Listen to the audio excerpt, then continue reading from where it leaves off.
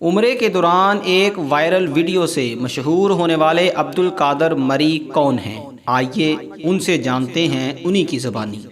سے زندگی اب نہ سمجھے کوئی، مجھ کو عشق نبی اس قدر مل گیا، جگمگائے نہ کیوں میرا عکس جنوں، جگمگائے نہ کیوں۔ میں ایک چرواہا ہوں، زندگی بھر مزدوری کرتا رہا ہوں۔ میں نے کبھی یہ نہیں سوچا تھا کہ مجھے اتنی شہرت ملے گی۔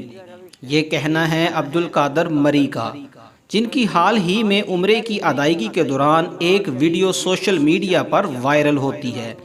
قرون اولیٰ کے مسلمانوں سے مشابہت رکھنے والے مخصوص حلیے میں ایک ہاتھ میں چھڑی اور دوسرے میں تسبیح لیے عبدالقادر، جس کی ویڈیو نے انہیں گوشائے گمنامی سے نکال کر لوگوں کی توجہ کا مرکز بنا دیا۔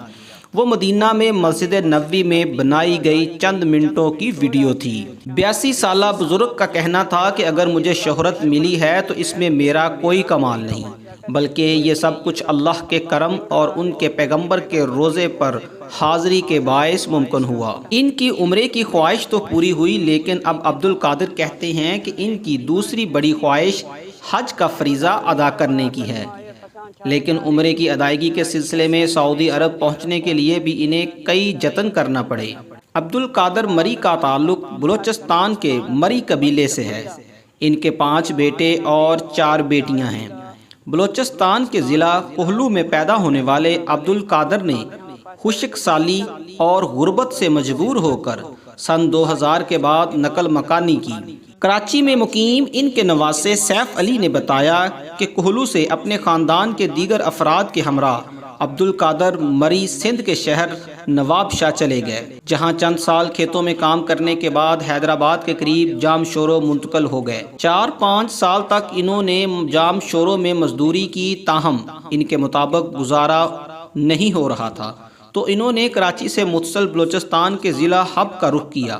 وہاں ساکران کے علاقے میں گوٹھ حاجی رحیم مری میں سکونت اختیار کر لی۔ سیف علی نے بتایا کہ ساکران میں ان کا اپنا ذاتی مکان نہیں تھا۔ وہ حاجی رحیم مری کے پاس گئے تو انہوں نے اپنی زمینوں پر جھونپڑی بنانے کے لیے جگہ دے دی۔ مزید ان کا کہنا تھا کہ اب وہ ان کے نانا اور ان کے بیٹوں کا وہاں مستقل گھر نہیں، بلکہ جھونپڑی نما مکان میں ہی رہائش پذیر ہیں۔ غربت کئی سال تک مکہ اور مدینہ جانے کی خواہش میں سب سے بڑی رکاوٹ رہی۔ عبدالقادر مری نے بتایا کہ انہیں اپنے آبائی علاقے کو چھوڑے 20 سے 25 سال ہو گئے ہیں اور غربت تنگ دستی ہی اس کی سب سے بڑی وجہ تھی۔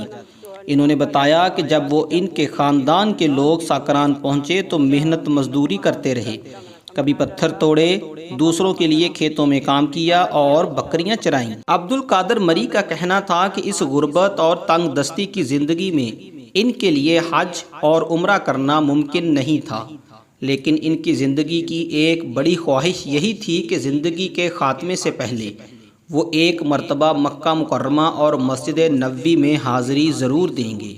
اس خواہش کی تکمیل کے لیے وہ محنت مزدوری کے پیسوں سے 3-4 ہزار روپے بچاتے رہے۔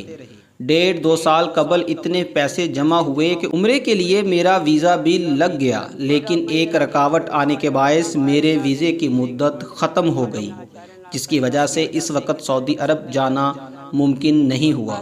انہوں نے بتایا کہ وہ ویزا لگنے کے باوجود کورونا کی وبا کی وجہ سے عمرے کے لیے نہیں جا سکے۔ کورونا کے باعث تمام تر تیاریوں کے باوجود سعودی عرب نہیں جا سکا، لیکن اللہ تعالیٰ سے اپنی خواہش کی تکمیل کے لیے دعا کرتا رہا اور دعاؤں کا سلسلہ ترک نہیں کیا، جن کی وجہ سے اس سال میری خواہش پوری ہو گئی۔ انہوں نے بتایا کہ عمرے کے لیے انہیں 10 سے 15 بکریوں کو فروخت کرنا پڑا۔ سیف علی نے بتایا کہ 1.5 سال قبل ان کے ایک بیٹے کو بھی سعودی عرب میں محنت مزدوری کے لیے جانے کا موقع ملا۔ عبدالقادر کے بقول کچھ پیسے ان کے بیٹے نے بھی بھجوائے تھے۔ عبدالقادر مری نے کہا کہ ان کے پاس کوئی فن اور ہنر نہیں ہے، وہ کہتے ہیں کہ مجھے جو شہرت ملی ہے اس میں میرا کوئی کمال نہیں، بلکہ یہ سب کچھ اللہ کے گھر اور اس کے پیغمبر صلی اللہ علیہ وآلہ وسلم کے روزے پر حاضری کے تفاعل ہی ممکن ہوا ہے۔ سیف علی نے بتایا کہ تاحال سعودی عرب کی کسی شخصیت نے ان سے اس سلسلے میں براہ راست رابطہ نہیں کیا، تاہم وہاں ہمارے قبیلے سے تعلق رکھنے والے بعض افراد نے بتایا کہ سعودی عرب کے بعض لوگوں نے ان سے رابطہ کیا اور یہ کہا کہ وہ انہیں حج کروائیں گے۔ عبد القادر مری کہتے ہیں کہ ان کی دعا ہے کہ زندگی کے خاتمے سے پہلے وہ حج کی خواہش بھی پوری ہو جائے۔ انشاءاللہ ٹیم وائس آف پنجاب بہت جلد ایک نئی ویڈیو کے ساتھ حاضر ہوگی۔ اپنا خیال رکھیے گا۔ ٹیم وائس آف پنجاب کو اجازت دیں۔ اللہ حافظ۔